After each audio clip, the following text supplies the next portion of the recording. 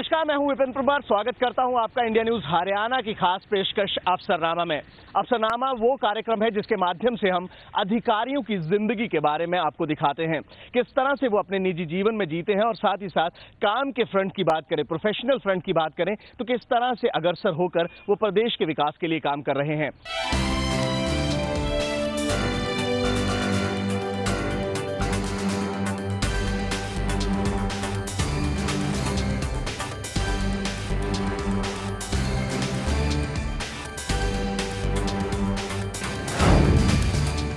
बहुत बहुत स्वागत है इंडिया न्यूज हरियाणा की खास पेशकश अफसरनामा।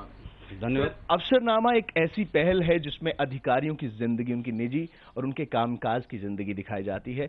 आज आपके साथ पूरा दिन इंडिया न्यूज हरियाणा की टीम रहेगी। धन्यवाद, आपका स्वागत है। मैं समझता हूं कि ये आपने बहुत ही अच्छी पहल की है कि जो एक अधिकारी के जीवन का जो पहलू है वो आम जनता के सामने रखेंगे तो लोगों को पता चलेगा कि अधिकारी का जीवन कैसा होता है, उसकी दिनचर्या कैसी होती है, जो उसकी 24 घंटे की लाइफ है उसके हर घंटे का पहलू जो है आप अपने सामने रख रहे हैं, जिसको जनता समझेगी।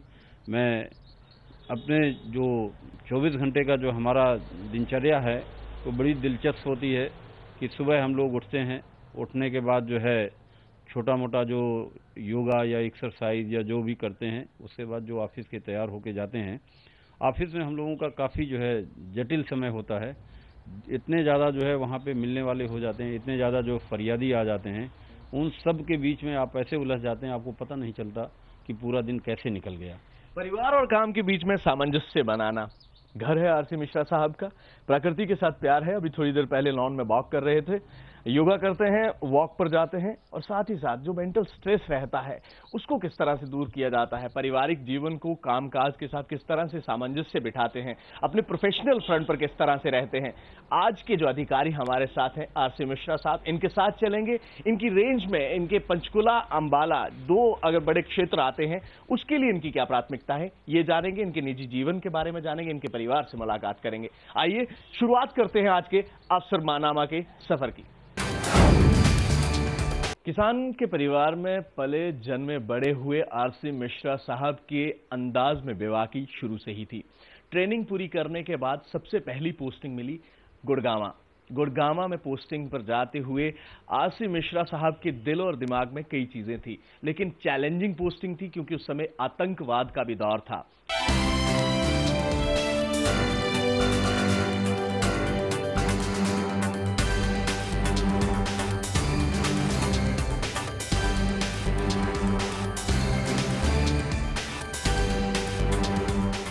मिश्रा साहब, जब पहली पोस्टिंग मिली थी तो आप बता रहे थे कि उस समय आतंकवाद का बहुत दौर था और उस जगह पर कोई जाने को तैयार नहीं होता था और आप अंडर ट्रेनिंग थे उस समय। क्या था उस समय का एक्सपीरियंस, क्या सिचुएशन देखी थी आप? मैं बताना चाहूँगा कि जैसे ही मैं हैदराबाद से ट्रेनिंग के बाद आया तो मेरी 1 महीने की ट्रेनिंग मधुबन में होती है, स्टेट जो है पुलिस लॉज के बारे में, स्टेट्स के जो है उसके बारे में आपको जानकारी हो। तो 1 महीने की मधुबन में ट्रेनिंग करने के बाद मेरी first posting Gurgaon ASP under training हुई। और जिस दिन मैं गुड़गांव पहुंचा, जस्ट मैं गेस्ट हाउस में पहुंचा हूं कि घंटे के अंदर मेरे पास मैसेज आ गया कि आप तुरंत जो है टोहाना पहुंचो, क्योंकि उसी दिन टोहाना में टेररिस्ट अटैक हुआ था। उस अटैक में टेररिस्ट ने 25 आदमी शहर के अंदर मार के भाग गए थे, तो वहाँ पे काफ़ी प्रॉब्लम हो गई थी। तो इमीडिएटली अंडर ट्रेनिंग हमारे को जो है गुड़गांव से उठा के टोहाना भेज दिया। मैं तुरंत जो है रातों रात टोहाना पहुंचा। वहाँ की हमने सिचुएशन खुद जो है अपने कंट्रोल में की। वहाँ पे काफ़ी जो है उस समय भय का माहौल था। भाखड़ा कैनाल से जो है हमारा शहर जो है पूरा डिवाइड होता था, हरियाणा का बॉर्डर। भाखड़ा कैनाल से टेररिस्ट रात को आते थे, हमारे इलाके में वारदात करके भाग जाते थे। हमने पुलिस फोर्स को मेंटली एंड फिजिकली तैयार किया। भाखड़ा कैनाल में जहाँ जहाँ ब्रिज बने हुए थे वहाँ पे हमने अपने नाके बनाए, टेम्परेरी वहाँ पे जो है हमने कोठरी बनाए। उस कोठरी के ऊपर अपने जवानों को जो है रात को बिठाना चालू किया। मैं पर्सनली उनके साथ रहता था। पूरी रात जो है उस कैनाल में हम लोग गश्त करते थे और कई बार हमारा वहाँ पे टेररिस्ट से अटैक हुआ, उनसे इनकाउंटर हुआ, लगातार हमारी फायरिंग हुई। अब होता यह था टेररिस्ट के पास AK-47 थी, हमारे पास 303। अब 303 को कैसे AK-47 से आप मैच करोगे। फिर हमने नई टेक्निक जो है ईजाद की। हमने अपने 4 जवानों को छत पे लिटाया जो कोठरे बनाए थे, और उन चारों जवानों को हमने सिखाया कि आप 1 2 3 बोलो और 3 पे चारों AK-40 जो आपका 303 है इससे फायर करो। तो 303 की जो आवाज़ है बड़ी बुलंद होती है, लेकिन सिंगल शॉट में आप जो है AK-47 से मैच नहीं कर सकते। लेकिन जब हमने 4 जो है एक 303 का फायर कराना चालू किया तो वो LMG का जो है लुक देने लगी। टेररिस्ट को लगा कि यहाँ तो जो है बॉर्डर में LMG लग गई हैं। तो हम रात भर 3 4 बंदों को लिटा के 303 से फायर कराते थे। टेररिस्ट से हमारा जो है 2 घंटे जो है इनकाउंटर चला, एंड अल्टीमेटली हालात ये हुए टेररिस्ट अपने हथियार छोड़ के भागे, हम जो है अपना मैदान नहीं छोड़े और हमने पूरी सिचुएशन वहाँ कंट्रोल की। तो 2 महीने में पूरा शहर नॉर्मल हो गया। शहर के अंदर कोई, पूरे गांव में, उस इलाके में कोई टेररिस्ट नहीं घुस पाया और पूरा हमने कंट्रोल कर दिया।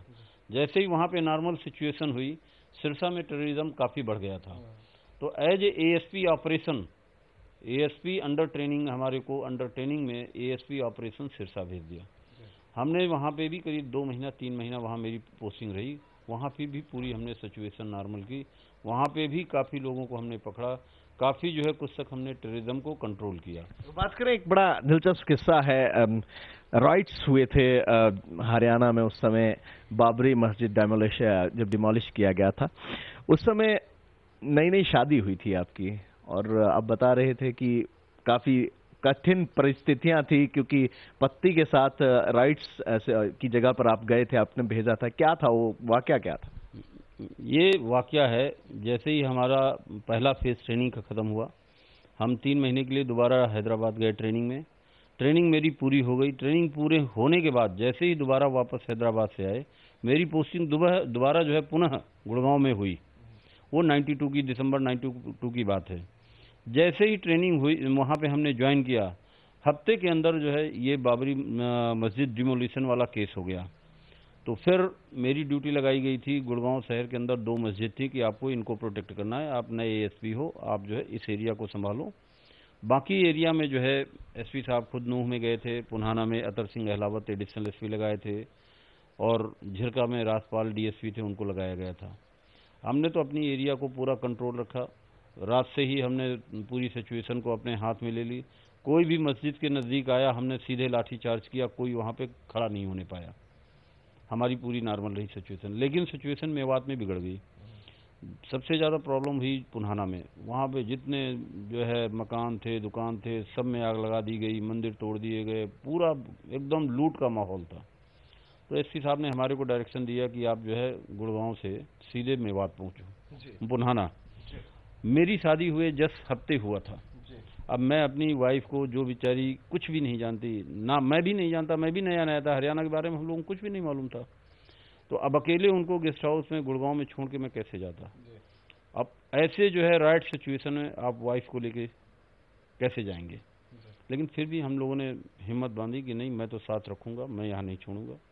हमने अपनी जिप्सी में साथ में उनको बिठाया। मेरे साथ करीब 40 आदमी थे जो मेरे साथ जो है अपनी फोर्स थी, उसको लेकर के हम लोग यहाँ से चले।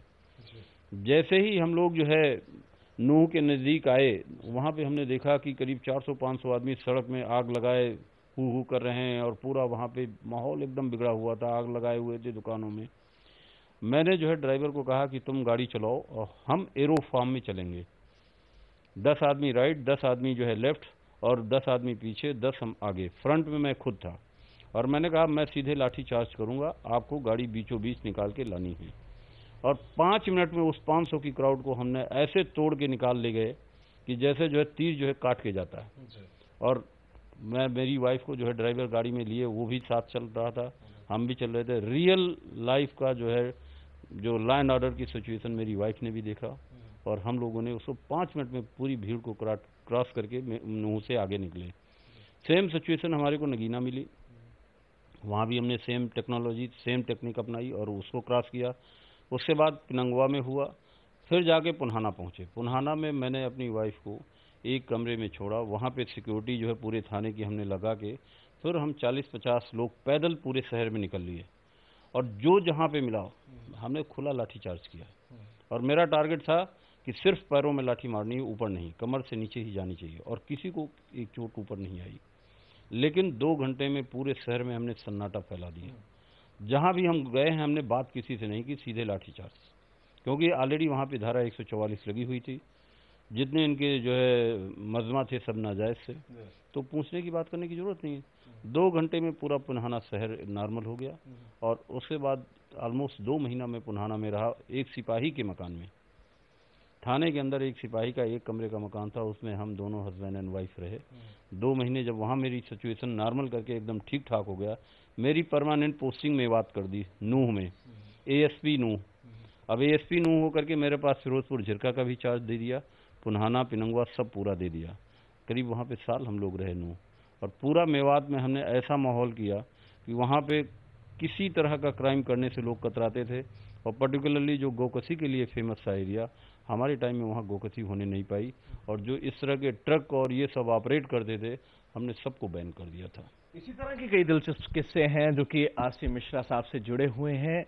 एक सिपाही के कमरे में अपनी नवी नवेली दुल्हन के साथ रहना, और उसके बाद अगर बात करें ऐसी सिचुएशन में जब आपकी नई नई शादी होती है, ड्यूटी कॉल्स फर्स्ट, क्योंकि सबसे पहले अगर बात करें काम है, और काम को लेकर इस तरह की डेडिकेशन RC मिश्रा साहब ने जब दिखाई, उसी के तहत आज भी उन चीज़ों को, उन आदर्शों को फॉलो किया जाता है। यही कारण है कि इस घर में जो गैराज था उसे कैंप ऑफिस में तब्दील कर कर लोगों की समस्याएं सुनते हैं।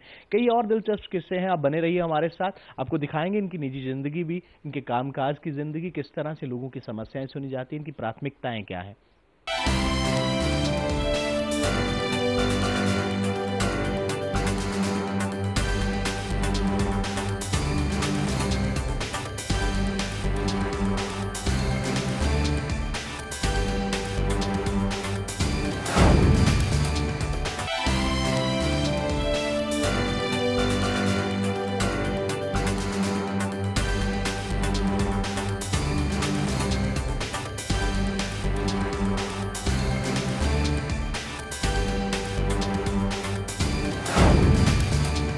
चार्ज की बात हो या फिर परिवार के साथ समय बिताने की, लेकिन घर पर आकर किसका रूल चलता है ये परिवार से ही जानेंगे। मिश्रा, बात करें वर्दी में एक अलग होता है, रौब होता है, आप 2 जिलों के मालिक हैं, पुलिस आपके अंडर काम करती है, लेकिन घर पर आकर किस तरह से रहते हैं, खाने पीने को लेकर डांट वांट पड़ती हो? नहीं, बिल्कुल नहीं। हमारे यहाँ बहुत ही जो है कार्डियल एटमॉस्फेयर है। मेरी वाइफ बहुत सबमिसिव है। हम लोगों के रिलेशन ऐसे हैं जैसे वी आर नेचुरल फ्रेंड्स। कहीं भी हमारा कोई जो कहते हैं ना, कहीं भी आपस में हमारा कहीं टकराव नहीं है। ठीक है, तो हमारी फैमिली लाइफ एक्सीलेंट है, and we enjoy our family life. और कहते हैं जब व्यक्ति घर में खुश होता है तो बाहर लोगों को खुशियां देता है। बलिदान जो एक दिया गया था, मैम भी आज ऑफिसर अगर बात करें आज एक मुकाम पर हैं, खुद अपने दम पर अपने मुकाम पर हैं, लेकिन सिविल सर्विसेज इनके द्वारा भी क्रैक किया गया था, एक बलिदान दिया गया था। वो बलिदान क्या था आपसे जानना चाहूंगा, और आपके जीवन में उस बलिदान का क्या महत्व रहा? मैं इस बात का हम लोगों को बड़ा जो है गर्व है कि मेरे साथी मैडम का भी सिविल सर्विसेज में सिलेक्शन हुआ था। लेकिन हम लोगों ने शुरू में ये डिसाइड कर लिया था कि फैमिली लाइफ का महत्व अलग होता है, सर्विसेज का महत्व अलग होता है। हम दुनिया की हर चीज़ अचीव कर लें, हम करोड़ों के अरबों खरबों के मालिक हो जाएं, हमारा घर जो है पूरा जो है सोने का बन जाए, लेकिन जो खुशी परिवार के साथ रह के जी के मिलती है वो इन सब चीज़ों में नहीं मिलेगी। यदि हम दोनों लोग ऑल इंडिया सर्विसेज में होते तो आज जो है मैडम कहीं दूसरे जिले में बैठी होती, मैं कहीं दूसरे में होता, बच्चे मेरे कहीं तीसरे चौथे जिले में पड़े होते। तो अभी यही करते हैं, ये परिवार इसी तरह से संयुक्त रहे। अब उनसे मिलवाते हैं, मुखातिब कराते हैं जो इस घर को चलाती हैं। मैम, सबसे पहले इंडिया न्यूज के इस कार्यक्रम अफसरनामा में आपका बहुत बहुत स्वागत है। बात करें मिश्रा साहब की, मिश्रा साहब का व्यक्तित्व कैसा? आप बता रहे थे इनके पिता इनको राम कहा करते थे घर का, और जिस तरह से इनकी बातें हैं, एक व्यक्ति जो है काफी प्रभावित होता है। आपके जीवन में किस तरह के प्रभाव और किस तरह के एक्सपीरियंसेस रहे हैं, क्या शेयर करना चाहते? मैं आपको बताऊं, इन्होंने जैसे मैरिज के समय भी ये प्रोग्रेसिव इलाहाबाद यूनिवर्सिटी के प्रोग्रेसिव स्टूडेंट्स ऑर्गेनाइजेशन के मेंबर रहे हैं, तो इन्होंने शायद वहाँ शपथ ली थी कि मैं वहाँ दिलवाते हैं शपथ कि आप डाउरी नहीं लोगे। तो इन्होंने मतलब आपको सबको पता है कि नॉर्थ इंडिया में डाउरी चलती है, उसके बावजूद इन्होंने मेरे पेरेंट्स से कहा कि नहीं, मैं कुछ नहीं लूँगा। और ऐसे आप समझ सकते हैं, मतलब इसमें अंदर कोई कुछ मादा होगा तभी इंसान ऐसी मतलब इस तरह का डिसीजन लेता है। मिश्रा साहब तो बात टाल गए कि नहीं हम बहुत अंडरस्टैंडिंग हैं, लेकिन कंप्लेंट तो है, क्योंकि आपने मुझे बताया था कि लंच स्किप करते हैं तो डांट तो पड़ती होगी, ऐसा तो है? ये तो है कि लंच के लिए तो मैं बोलती हूँ उनको कि भाई समय पे खाना खाना ज़रूरी है। तो ये लंच स्किप करके कई बार प्रोग्राम्स में जाते हैं। जैसे हम लोग पहले मधुबन थे तो वहाँ पे भी ऐसा था कि वहाँ से निकलते और जो लंच टाइम था वो या तो पंचायतों के साथ कुछ मतलब गांव की पंचायतों के साथ उनको एनवायरनमेंट से रिलेटेड किसी प्रोग्राम में मतलब वो लंच टाइम निकालते थे, या फिर कहीं प्लांटेशन के प्रोग्राम में या किसी स्कूल में कोई इसी टाइप का प्लांटेशन का या एनवायरनमेंट से संबंधित किसी तरह की जागरूकता अभियान वगैरह। तो इसमें या फिर किसी अलग तरीके के प्लांटेशन में किस तरह के प्लांट्स लगाने हैं, इन्होंने वहाँ हर्बल गार्डन वगैरह बनाया था।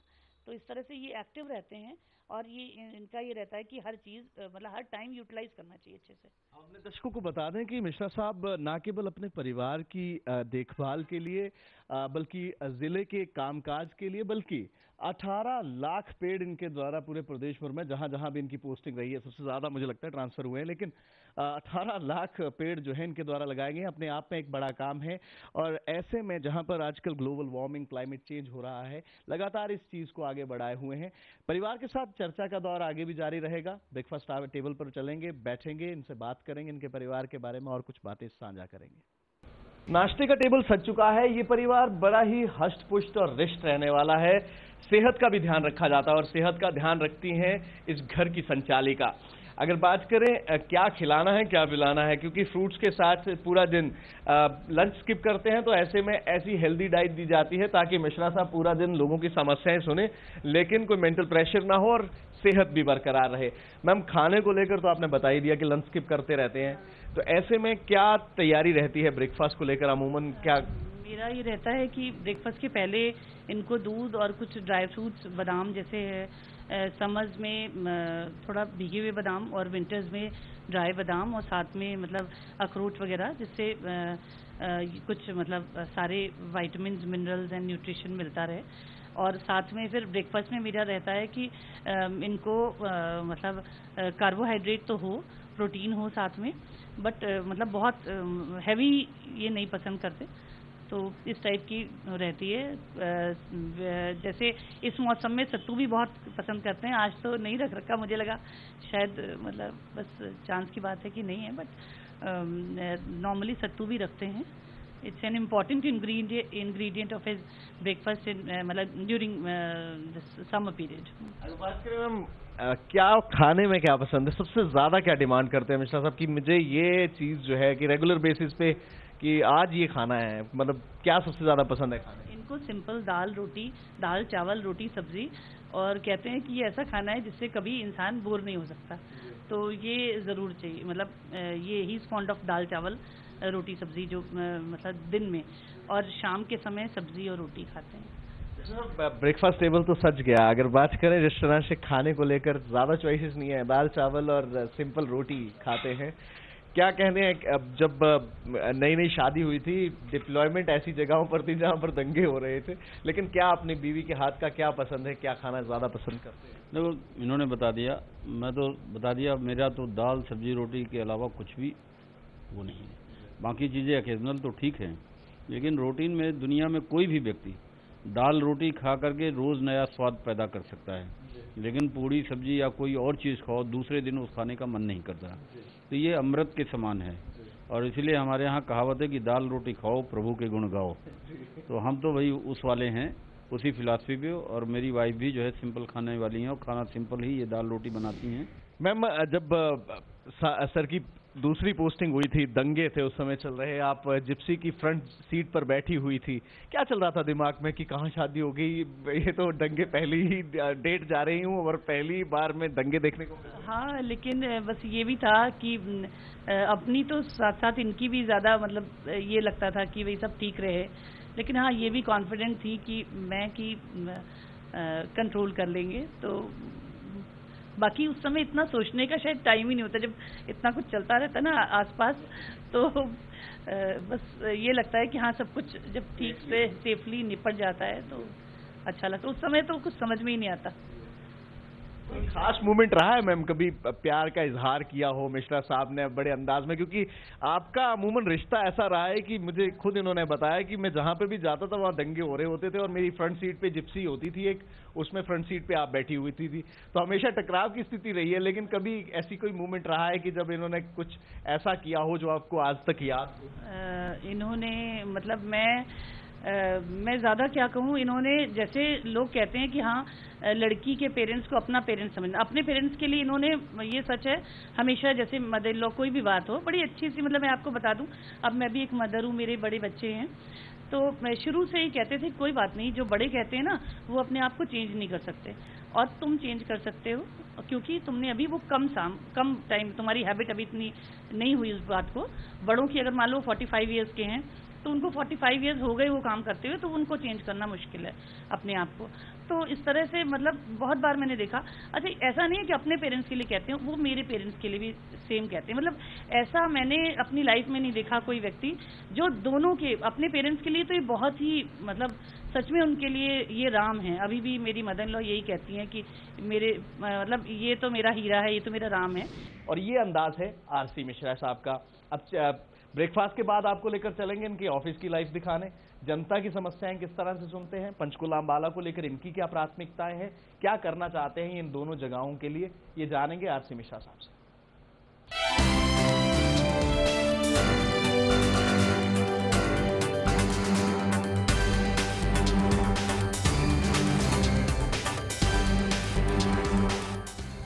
निजी जीवन में अपना भुगतान करने के बाद आरसी मिश्रा साहब रोजाना दफ्तर के लिए निकलते हैं। 9 बजे समय है निकलने के लिए। अंबाला और पंचकुला 2 जगहें हैं, एक दिन छोड़कर दूसरी जगह पर जाना पड़ता है। ट्रैवलिंग बहुत ज्यादा होती है क्योंकि दोनों जगहों का ध्यान रखना पड़ता है। दोनों जगहों की बात करें अंबाला और पंचकुला की, इनकी दिक्कतें क्या हैं, किस तरह की मुश्किलात और दिक्कत का सामना यहाँ के लोग जो हैं, क्या फरियाद इनके पास लेकर आते हैं, बात करने के लिए हमारे साथ आरसी मिश्रा साहब मौजूद हैं। सर, किस तरह की दिक्कत पंचकुला में, अमूमन अर्बन एरियाज हैं दोनों, अंबाला की बात करें या पंचकुला की बात करें, लेकिन पिछले कुछ समय में क्राइम अगर बात करें पंचकुला में, चोरी की वारदातों की बात की जाए, स्नैचिंग की बात की जाए, काफी बढ़ गया है। उसको लेकर क्या पुख्ता कदम उठाए जा रहे हैं? ऐसा पुलिस जो हमने पंचकुला और अंबाला दोनों अर्बन एरिया होने के कारण यहाँ का क्राइम का पैटर्न टोटली डिफरेंट है। तो इसमें हमको जो है अर्बन पुलिसिंग की ज़रूरत होती है। अर्बन पुलिसिंग में आ जाता है कि इकोनॉमिक क्राइम्स यहाँ पे कई तरह के हो जाते हैं। एक तो यहाँ पे लैंड की कास्ट बहुत ज़्यादा है, तो पता चला एक एक प्लॉट्स जो है कई लोगों को बिके हुए हैं, एक एक दुकान कई लोगों को बिके हैं, कई लोगों की रजिस्ट्री हैं, उसमें फिर डिस्प्यूट्स होता है, पुलिस का उसमें इंटरफेरेंस होता है, कार्रवाई होती है, हर आदमी दरख्वास्त दे के जाता है। तो एक तो इस तरह का हमारे पास होता है। दूसरा जो है यहाँ पे मार्केट्स में कई बार जो है चोरी की वारदात होती, मोटरसाइकिल की, व्हीकल की या किसी की चेन स्नैचिंग की। तो हमको जो है मार्केट को कवर करना होता है, पेट्रोलिंग पार्टीज लगानी पड़ती हैं, नाका लगाने पड़ते हैं, और जो इस तरह के क्राइम है इनको कंट्रोल करने के लिए पुलिस को हमको 24 आवर्स अलर्ट रखना पड़ता है। इस सबको देखते हुए हमने जो है, अभी आपने देखा होगा, अभी हफ्ते पहले हमने 24 मोटरसाइकिल वाई दूत करके यहाँ पे लॉन्च की हैं, और 25 मोटरसाइकिल हमने अंबाला में लॉन्च की हैं। वो मोटरसाइकिल पूरी लैस हैं, उसमें जीपीएस सिस्टम है, उसमें माइक सिस्टम है, वायरलेस सिस्टम है, लाइट्स लगी हुई हैं, जो उसमें छोटा मोटा जो है जो तफ्तीश का सामान होता है वो भी हमने उनको दे रखा है। सर, डबल पी, प्रेस और पुलिस 24/7 यानी कि 24 घंटे 7 दिन आपको काम करना होता है। एक कदम उठाया गया मुख्यमंत्री के द्वारा अवकाश देने का, जो है कितना बेहतरीन कदम इसको मानते हैं? क्योंकि जिस तरह से लगातार काम होता था, जाहिर सी बात है मेंटल स्ट्रेस होता है, कि किस तरह से देखते हैं इन कदमों को? ये बहुत सराहनीय कदम है। पुलिस को भी रेस्ट की ज़रूरत है। हमारे जवान बहुत ज़्यादा फटीक हो जाते हैं। हमारे यहाँ जो ड्यूटी है 24 आवर्स की है, यहाँ 8 घंटे का कोई शिफ्ट नहीं है, तो परेशान हो जाते हैं। दूसरा, उनकी भी फैमिली प्रॉब्लम है, जैसे हम लोगों की है कि घर में आपको बिजली का बिल भी भरना है, बच्चों की फीस भी भरने जाना है, आपको सब्जी भी लाना है, आटा पिसाना है, राशन पानी लाना है। जो जवान 24 घंटे लगातार ड्यूटी पे रहेगा, एक दिन का भी ऑफ नहीं मिलेगा, वो कैसे अपने परिवार को चलाएगा, कैसे घर की उसकी जो है समस्याएं पूरी होंगी। कमिश्नर साहब ये बताइए, जिस तरह से मैं आपकी धर्मपत्नी से बात कर रहा था, उन्होंने ये बताया कि मैं जब ज्वाइन कर रही थी, कुर्सी पे बैठने वाली थी, तो आपने एक बात कही थी कि एक अधिकारी जो होता है वो किसी जाति विशेष का नहीं रहता, उसका कोई धर्म नहीं रहता। लेकिन पिछले दिनों में जिस तरह से हरियाणा में जो कुछ भी हुआ, एक रिपोर्ट भी सामने आई, कई अधिकारियों के भी नाम लंबित किए गए हैं, उसमें क्या कहना चाहेंगे? जिस तरह के हालात रहे, जिस तरह की रिपोर्ट आई, अब ये कहा जा रहा है कि रिफॉर्म्स की जरूरत है हरियाणा पुलिस को, किस तरह से देखते हैं इन चीज़ों? मैं कहना चाहूँगा कि हमारे इस तरह की प्रॉब्लम समाज के लिए जो है एक अपवाद है, ऐसी चीज़ें नहीं होना चाहिए। समाज में न कोई धर्म है न कोई जाति है। मैं इसको दूसरे तरीके से डिफाइन करूँगा। मेरे कई सोशल प्रोग्राम होते हैं। एक भारत सरकार में प्रोग्राम था सर्वधर्म सद्भावना दिवस, उसमें एज ए चीफ गेस्ट में गया था।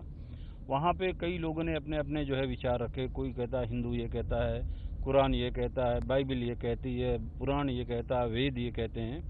जब मैंने अपना स्पीच दिया तो मैंने सिर्फ एक क्वेश्चन उनसे किया, आप ये बताओ कि हम सबका पूर्वज कौन है? हम विज्ञान के युग में जी रहे हैं। विज्ञान जो है क्या कहता है, हमारी ओरिजिन कहाँ से हुई है, और हम सबका पूर्वज कौन है? हम सबका पूर्वज आदि मानव है। आदि मानव जो है कहाँ से आया? बंदर से आया। तो आप सबसे पहले मेरे इस सवाल का जवाब दो कि उस आदि मानव का कौन सा धर्म था, उस आदि मानव की कौन सी जाति थी, उस आदि मानव का कौन सा संप्रदाय था, उस आदि मानव का कौन सा गोत्र था? किसी के पास इसका जवाब नहीं था। ये वो बेबाकी है जिसकी बात हम कर रहे थे। सीधे तौर पर आरसी मिश्रा का ये कहना है कि जो कुछ भी हुआ वो पास था, उसे भुला दिया जाना चाहिए। लेकिन जिस तरह से भी रिफॉर्म्स की बात हो या चाहे जो भी हो, अब जो है बेबाकी के साथ हरियाणा पुलिस हर तरह की सिचुएशन को टैकल करने के लिए तैयारी कर रही है। और इसी के साथ साथ इनकी जो प्राथमिकताएं हैं, प्राथमिकताओं की बात करें तो पंचकुला में जिस तरह से एक क्राइम पर रोक लगाने के लिए कदम उठाए जा रहे हैं, उसका ब्यौरा भी इनके द्वारा दिया गया। ऑफिस चलेंगे, देखेंगे किस तरह की पब्लिक डीलिंग रहती है। आज मिश्रा साहब पहले पंचकुला के दफ्तर जाएंगे और उसके बाद अंबाला दफ्तर जाएंगे। लगातार दोनों जगहों के लोगों से वार्तालाप होती है, उनकी समस्याएं सुनी जाती हैं। चलिए लेकर चलते हैं इनके दफ्तर आपको।